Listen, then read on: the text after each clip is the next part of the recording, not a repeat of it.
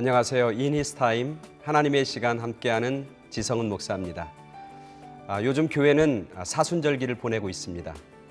사순절기에 대해서 잘 모르고 궁금한 분들이 많이 있는데, 그래서 오늘은 제 스스로 질문해보고 그 질문에 대해서 제가 답변을 드리는 그런 시간들을 갖도록 하겠습니다.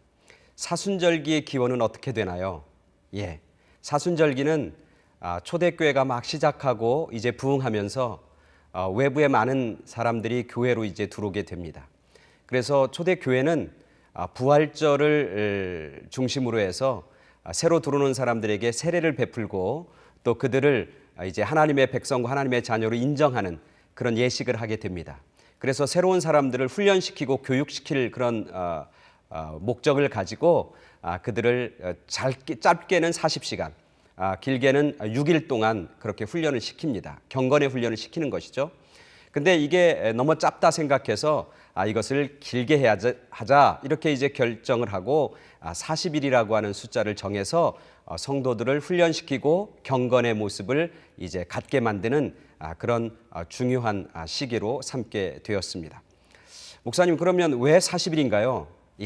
40이라고 하는 숫자는 성경에서 굉장히 중요한 숫자입니다. 사실 모세가 하나님의 말씀을 듣기 위해서 시내산에 올라갔을 때 40일 동안 금식하며 기도하다가 하나님의 말씀을 받습니다. 또 40이란 숫자는 이스라엘 백성들이 가나안 땅에 들어가기 전에 광야의 생활을 한 기간이 40년이라고 하는 그런 시간이죠. 물론 예수님 때에도 40이란 숫자는 굉장히 중요합니다. 예수님이 공생애 하나님의 나라를 시작할 때 이제 세례받고 나서 광야에서 40일 동안 금식 기도를 하시고 나서 그때부터 하나님 나라의 사역을 시작하게 됩니다. 뿐만 아니라 예수님께서 돌아가시고 나서 하늘나라로 승천하시기 전에 이 땅에 머무는 기간이 40일입니다.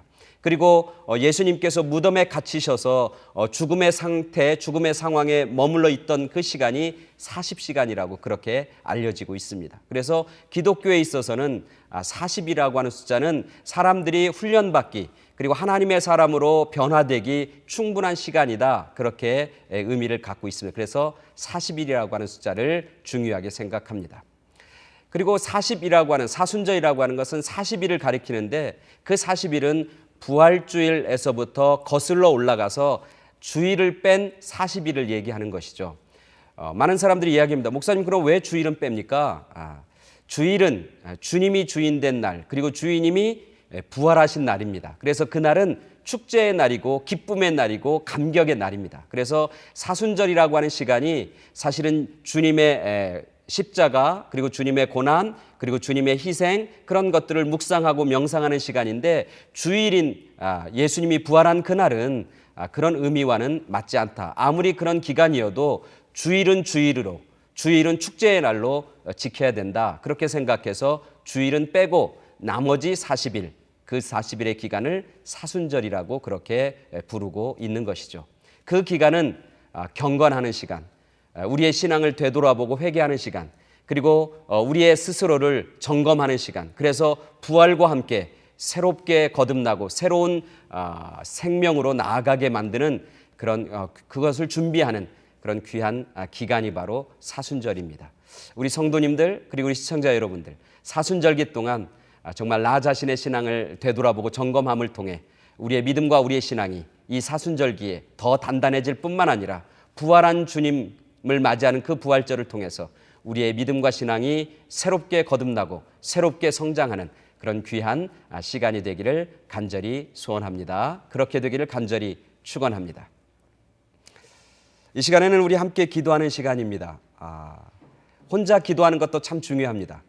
그러나 기도의 제목을 나누고 중보하는 그런 기도도 굉장히 중요합니다. 여러분들, 많은 분들이 기도의 제목을 보내주십니다. 때로는 편지를 통해서, 때로는 웹사이트를 통해서, 때로는 이메일을 통해서 기도의 제목들을 저희에게 많이 보내주고 계십니다. 여러 성도님들도 혼자 기도하다가 중보기도하는 그런 능력, 또 중보기도가 필요한 분들은 언제든지 저희 CTS 방송국에 연락해 주셔서 함께 중보하고 함께 기도하면 참 좋겠습니다. 오늘 기도 제목 두 분이 보내주셨습니다. 많은 분들이 보내주신 기도 제목 중에 저희가 두 분을 골랐습니다. 첫 번째는 우리 캘리포니아에 살고 있는 우리 조 사모님. CTS에 수고하시는 모든 분들께 감사를 드립니다.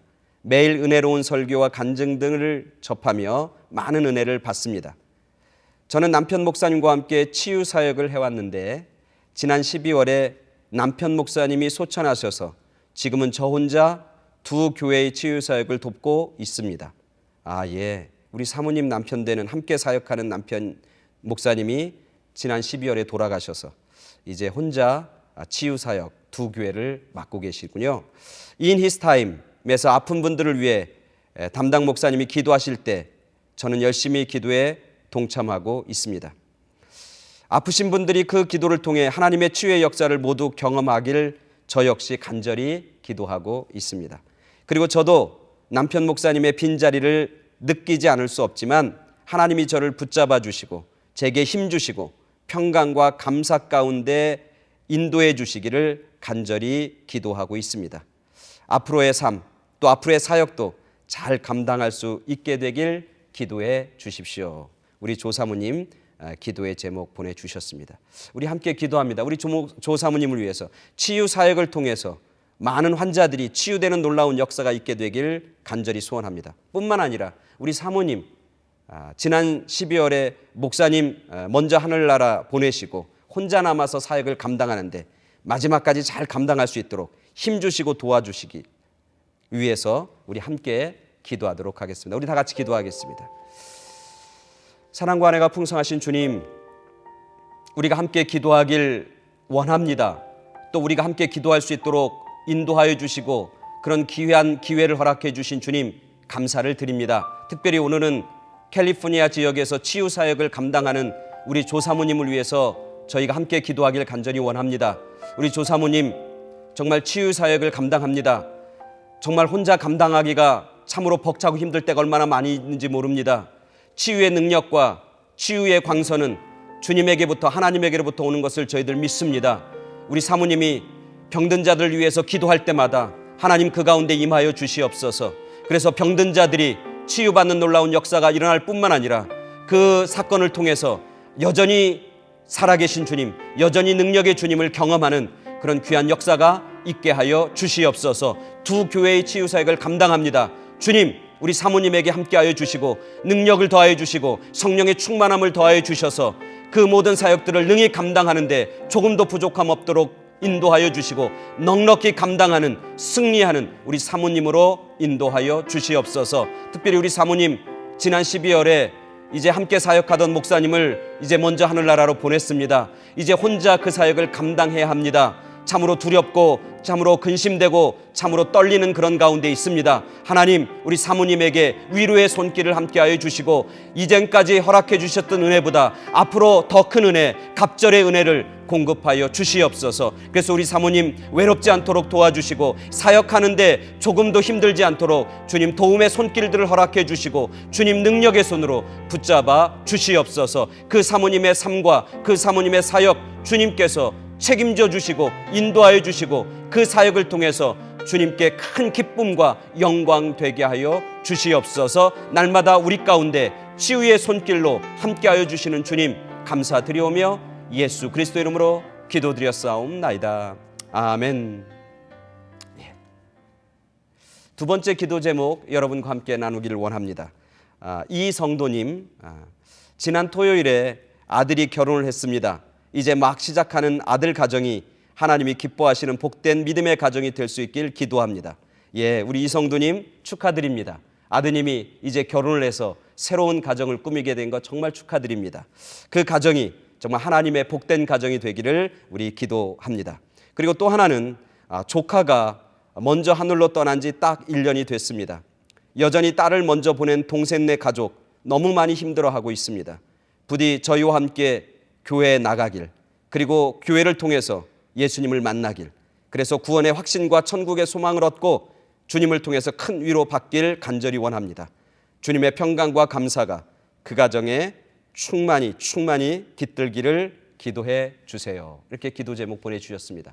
우리 이성도님, 아드님이 가정을 꾸몄는데 그 가정이 주님 안에서 복된 가정이 되길, 그리고 먼저 이제 세상을 떠난 조카, 동생네 가족, 그 가족을 위해서 기도 제목을 보내주셨습니다. 우리 이성도님을 위해서 함께 또 뜨겁게 기도해 주시겠습니다. 우리 함께 기도하겠습니다. 주님, 이 땅에 생명을 허락해 주시고 그 생명들을 복되게 인정해 주시고 그 생명들이 자라고 자라서 이제는 복된 가정을 꾸미고 그 가정을 통해서 또한 하나님의 위대한 역사를 이루길 소원하시는 주님, 감사를 드립니다. 오늘 기도 제목을 나눠주신 우리 이성도님, 아드님이 이제 새로운 가정을 꾸몄습니다. 얼마나 감사하고 얼마나 기쁜 일인지요. 그러나 기도합니다. 그 가정이 하나님 안에서 기뻐하는 가정 되길 소원합니다. 그 가정이 믿음의 가정이 되길 간절히 소원합니다. 그 가정이 하나님의 온전하시고 아름다운 사랑이 넘치고 충만한 가정이 되길 간절히 원합니다. 그래서 그 가정이 하나님께서 허락해 주신 그 복을 다른 많은 사람들에게도 전하고 증거하는 축복의 통로 역할을 감당하는 가정 되길 간절히 원합니다.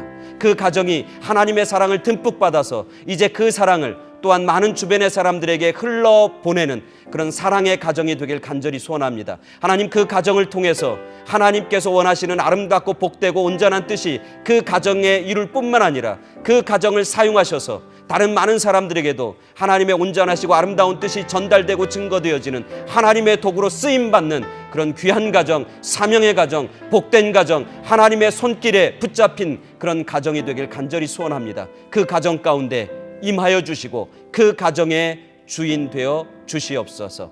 특별히 오늘 이 성도님, 또 조카를 먼저 이 세상을 떠나보낸 그런 동생네 가족을 위해서 기도합니다. 하나님, 그 가정의 아픔, 그 가정이 가지고 있는 그 고난, 그 가정이 경험하고 있는 그런 상처, 상상하기 힘든 그런 아픔이고 상처인 줄 저희들 깨닫습니다. 주님, 그 가정 가운데 주님의 위로, 세상 사람들이 주는 위로가 아닌 주님의 위로가 그 가정 가운데 있게 하여 주시옵소서. 이 어려운 시기, 이 고난의 시기, 이 아픔의 시기에 주님을 바라보는 믿음의 씨앗이 그 가정에 뿌려질 수 있도록 주님 축복하여 주시옵소서. 그래서 그 가정이 이 어려운 시간을 통해서 하나님을 만나게 하시고 하나님 만남을 통해서 그 자녀가 먼저 이 세상 떠난 그런 의미를 발견하고 의미를 발견할 뿐만 아니라 그 사건을 통해서 위로받고 이제는 감사와 평안과 기쁨의 삶으로 나아가는 그런 귀한 가정 되게 하여 주시옵소서. 주님, 그 가정을 주님 붙잡아 주시고 그 가정을 책임져 주시고 그 가정을 능력의 손으로 인도하여 주시옵소서. 그래서 이 어려운 시기, 이 고통의 시기가 정말 그 가정에서 새로운 생명의 시간, 새로운 하나님을 발견하는 복된 시간으로 인도하여 주시옵소서. 우리 성도님, 아들의 가정을 위해서 그리고 동생 가정을 위해서 기도할 때마다 주님 응답하여 주시고 기도가 응답되어지는 놀라운 기적을 경험하는 그런 귀한 우리 성도님으로 인도하여 주시고 세워 주시옵소서. 우리의 기도를 신실하게 들으실 뿐만 아니라 가장 좋은 것으로 허락해 주시는 참 좋으신 주님, 감사를 드리오며 예수 그리스도의 이름으로 기도드렸사옵나이다. 아멘. 오늘 기도 제목 나눈 두 분 가운데 하나님의 위로와 또 하나님의 함께하심과 또 하나님의 능력이 함께하길 간절히 소원합니다. 그래서 기도함으로 이겨내는, 기도함으로 승리하는 그런 귀하고 복된 우리 모두가 되기를 간절히 축원합니다. 아멘. 이 시간에는 전화 인터뷰하는 시간입니다. 2000년 전 이스라엘에서 사셨던 그 예수님, 그 예수님의 이야기, 1910년 일제시대 때 그 예수님의 이야기를 옮겨오면 어떨까? 극단 이즈키엘의 뮤지컬 청년 예수의 이야기입니다. 매 공연마다 호평을 받고 객석이 꽉 메워졌던 그런 아주 유명한 그리고 아주 감동적인 그런 뮤지컬 청년 예수. 이번에는 대극장용으로 리메이크해서 앵콜 공연을 선보인다고 합니다. 그래서 오늘은 뮤지컬 청년 예수의 주인공 이 예수 역의 배우 신경원 씨와 전화 연결해서 앵콜 공연에 대한 그런 이야기들 한번 들어보는 시간 갖도록 하겠습니다. 예, 신경현 배우님 안녕하세요. 네, 목사님 안녕하십니까? 예, 이렇게 만나 뵈서 굉장히 반갑고요. 먼저 우리 주인공 역할을 맡으셨다고 제가 이렇게 들었는데 구체적으로 어떤 역할이신지 좀 소개해 주시면 감사하겠습니다. 예, 이번에 제가 맡게 된 역할은 이스라엘의 예수님 배경을 한국의 과거로 가져온 창작극 청년 예수의 이예수입니다. 예, 예. 일제 강점기가 본격적으로 시작된 시기 1910년에 부산에서 갑자기 나타난 예수라는 한 청년 이야기의 역할인데요. 목수였던 육체의 아버지는 독립을 위해 싸우다가 돌아가셨고 예. 홀 어머니를 모시고 살아가던 중 이제 30살이 되었을 때 하늘에 계신 하나님 아버지의 명을 받들고 경성으로 떠나가게 됩니다. 아, 예, 예. 예, 이 땅에는 영원한 것이 몇 가지 없는데 완전한 율법에서 알려주는 영원한 사랑과 진리를 죽음과 부활로서 증명해주는 사람의 아들 이야기입니다. 아, 그래서 그렇군요. 예.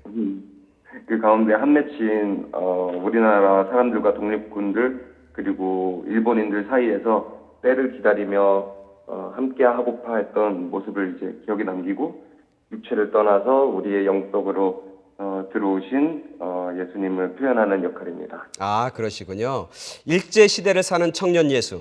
아, 접근 방법이 굉장히 흥미로운데 시대를 옮겨놓은 이런 내용이 관객들에게 줄 수 있는 장점이 있을 것 같고 감동이 있을 것 같습니다. 주인공으로서 어떤 의미를 가지고 이 연극에 임하고 계신지 한번 말씀해 주시면 감사하겠습니다. 예, 저도 정말 한국 정서로 이렇게 이야기를 풀어서 저희 나라 사람들이 더 와닿을 것 같은데요. 예. 여기에 임하면서 저 자신부터 많이 고찰하게 되었습니다. 아, 그렇군요. 죄인으로 죄인으로 태어났기 때문에 정말 저에게 중대한 임무를 주신 것 같아요. 예. 이로써 한 걸음 더 하나님과 가까워질 수 있게 되는 감사함으로 또 임하고 있고요. 이전에 세상에서 주는 그런 기준과 중독 그리고 바로 앞에 있는 영원하지 않은 즐거움을 줬던 이전의 저를 버리고 예. 참 새 사람이 되어야 배우로서 진실한 연기도 가능하기 때문에 늘 긴장하고 설레임을 이렇게 고백하면서 정말 선교를 준비하듯이 임하고 있습니다. 아이고, 그러시군요. 감사합니다. 제가 전에 듣기로는 지난번 우리가 공연을 끝냈는데 아쉬워하는 분들이 참 많았다고 들었어요. 사실 저도 지난번 공연 잘 봤거든요. 그리고 굉장히 감동을 제가 많이 받았는데 이번에 앵콜 공연이라고 들었는데 앞으로의 공연 계획은 어떻게 되시는지 좀 소개해 주시면 감사하겠습니다. 예, 현재로서는 마지막 공연입니다. 정말 저번에 보러 오셨는데 자리가 없어서 못 보신 분들도 계셔서 맞아요. 정말 앵콜 공연으로 이렇게 이번에는 마지막으로 계획이 되어 있었는데요. 그렇지만 이제 더욱 다양한 관객들에게 이 메시지를 알리기 위해 영어 버전 청년 예술을 준비 중에 있습니다. 아, 그렇군요. 예, 예. 예, 확정된 것은 없으나 그 새로운 영어 버전 말고 지속적으로 청년 예술을 할 계획이 부르심에 만약 있다면 추가적으로 생길 것이 분명합니다. 예, 그렇군요. 사실 지난번 그 공연 때 이 자막으로 그 영어 그 자막 처리가 된 그런 공연할 때 그런 시설을 제가 봤습니다. 그런데 자막으로 나오는 거니까 아무래도 그러니까 감이 좀 떨어지고 감동이 좀 떨어진다 이런 생각을 제가 했는데 영어 버전 청년 예수 참 기대가 많이 됩니다. 끝으로 CTS In His Time 하나님의 시간 시청자분들과 3월 11일 그리고 18일 공연을 보러 오실 많은 분들에게 마지막 인사 부탁드리겠습니다. 찾아와 주실 여러분, 저희는 비록 육체에 갇혀 있고 시간 속에 머물러 있지만 저희의 영혼은 그렇지 않습니다. 하나님께서 주관하시는 영원한 곳에는 전쟁이 있을 수 없고 혼자일 수 없습니다. 우리를 구성하는 세포까지 이유가 있기 때문이겠죠. 당연한 것은 없고 정말 사랑은 혼자 할 수 없고요. 함께 서로의 존재를 소중히 여기는 영원한 곳을 바라봅시다. 청년 예술을 통해 다시 한번 사람으로 오셨던 예수님의 사랑을 깨닫는 그런 계기가 됐으면 좋겠습니다. 예, 감사합니다. 지금까지 뮤지컬 청년 예수 이예수 역할의 신경은 배우님과 전화통화 나눠봤습니다. 여러분들의 많은 관심과 또 많은 참여를 기대하고 부탁드립니다.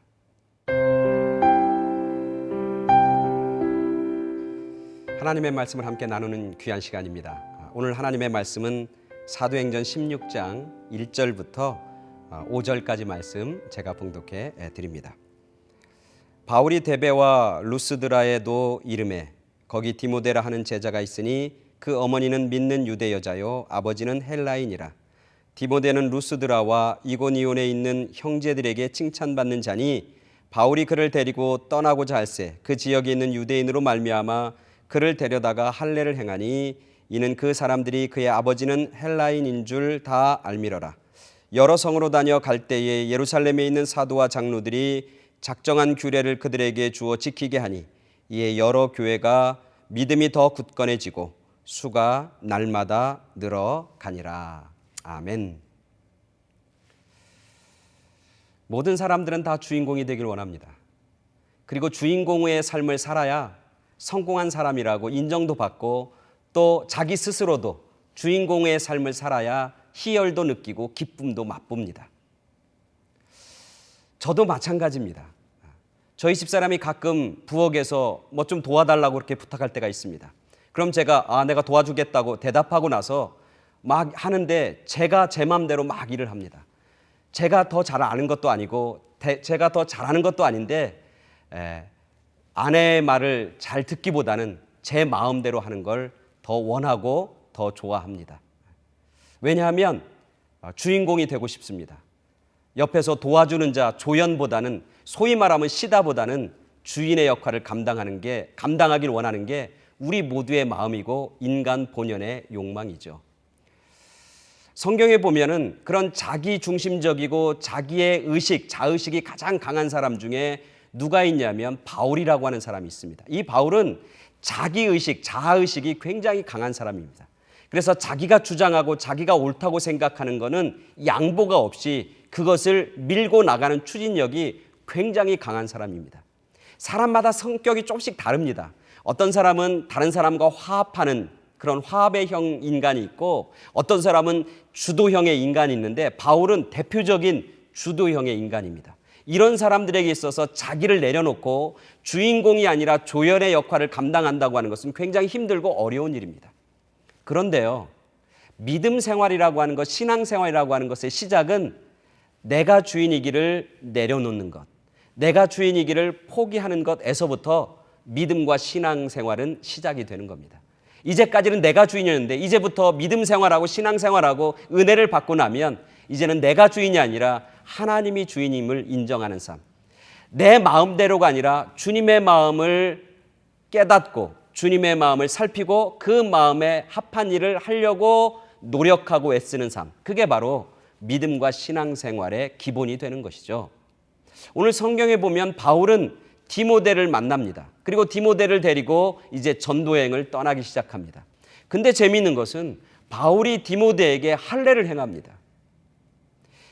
여러분 성경에 보면은 우리가 읽은 사도행전 16장 말고 그 바로 앞에 사도행전 15장에 보면 예루살렘 회의가 열리는데 그 회의의 가장 큰 논쟁점이 뭐냐면 예수님 믿는 사람들, 교회에 새로 들어오는 사람들에게 할례가 꼭 필요한 것이냐 그렇지 않느냐 가지고 서로 논쟁을 합니다. 그때 바울은 주장합니다. 자기 생각을 아주 분명하고 확실하게 이야기합니다. 교회에 들어오고 다시 예수님 믿는 사람들에게 할례를 행하는 것은 온당치 않다. 그들에게 짐을 지우는 것은 바르지 않다. 할례는 안 하는 거다. 할례하고 안 하는 것 그게 중요한 게 아니다. 그렇게 아주 강력하게 주장합니다. 그래서 예루살렘 회의에서 어떻게 결정하냐면 이제 교회에 들어오는 모든 성도들이 할례를 꼭 해야 하는 필수 요건으로 삼지 않는 것으로 결정합니다. 근데 바로 그 이후에 16장에 보면 바울이 디모데를 데리고 전도행을 떠나는데 이 디모데를 데리고 할례를 행합니다. 그 전에 할례가 필요 없다고 주장했던 바울인데 지금은 이제 디모데를 할례를 행하는 겁니다. 자기의 주장을 내려놓습니다. 자기가 가지고 있는 그런 자기의 생각과 철학을 내려놓는 겁니다. 왜 그렇습니까? 잠깐 사이에 바울의 마음이 바뀐 겁니까? 바울의 생각이 달라지고 바울의 가치관이 바뀐 겁니까? 아닙니다. 바울에게 있어서는 자기의 주장도 있고 자기의 생각도 있지만 그것보다 앞서는 건 뭐냐면 주님의 마음과 주님의 복음 증거하는 것, 즉 복음을 전하고 생명을 얻는 것, 그걸 위해서는 자기의 것을 아무리 소중하고 아무리 귀한 것이라도 과감히 내려놓을 수 있는 사람, 그게 바로 바울입니다. 나는 조연입니다. 주님이 주연입니다. 주님이 주인공입니다. 나는 더 이상 주인공이 아닙니다. 라고 하는 그런 고백이 바울에게 있는 거예요. 복음을 증거하고 전도하러 가다 보니까 디모데가 할례 받지 않은 것이 문제가 되는 거예요. 할례를 굳이 받지 않아도 되는데도 할례 받는 것 때문에, 할례 때문에 복음이 지장받으면, 복음을 전하고 생명을 전하는데 지장이 된다면 할례를 행하는 것이 옳다고 바울은 생각하는 겁니다. 그래서 디모데를 데리고 할례를 행하게 됩니다. 그래서 복음 증거하고 그리고 말씀을 전하고 생명을 전하는 일에 걸림돌을 제거하는 겁니다.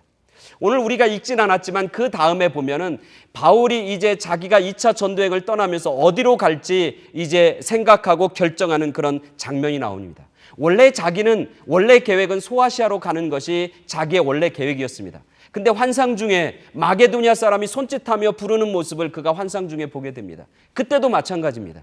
자기가 가지고 있던 계획, 자기가 가려고 했던 그런 모든 생각들을 다 내려놓고 하나님께서 환상 중에 마게도냐로 나를 부른다고 하는 그 사실 앞에 자기가 자기의 것을 내려놓고 포기합니다. 그러면서 이렇게 얘기합니다. 우리가 복음을 전하러 마게도냐로 가는 것, 그것이 하나님이 저 사람들에게 복음을 전하라고 우리를 부르신 줄로 인정함이라. 그렇게 고백하고 있는 겁니다. 바울은 그렇습니다. 하나님이 주인공이고 나는 조연입니다. 하나님이 원하시는 거라면 내 것을 내려놓고 내 것을 포기하고 저는 따라가겠습니다 라고 고백하며 사는 삶, 그게 바울의 삶이었고 그 삶을 통해서 하나님의 놀라운 생명과 복음과 하나님의 나라는 확장됐던 것을 보게 됩니다. 우리가 신앙생활하면서, 우리가 교회 생활하면서도 내 생각을 내려놓고 주인공인 주님을 드러내야 하는, 그래야 교회가, 그리고 그래야 하나님의 나라가, 그래야 생명을 얻는 놀라운 역사가 나타나게 되는 겁니다. 나는 조연입니다. 주님이 주연입니다. 주님이 주인공입니다.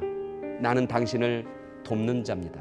라고 하는 생각과 믿음과 고백이 저와 여러분 가운데 있게 되길 간절히 소원합니다. 그래서 저와 여러분들을 통해서 하나님이 주인공으로 일하시는, 그래서 하나님의 이름이, 하나님의 생명이, 하나님의 말씀이, 그리고 하나님의 복음이 다른 많은 사람들에게 전하되고 증거되어지는 그런 귀한 도구로만 쓰임받는 그런 저와 여러분 모두가 되기를 간절히 축원합니다.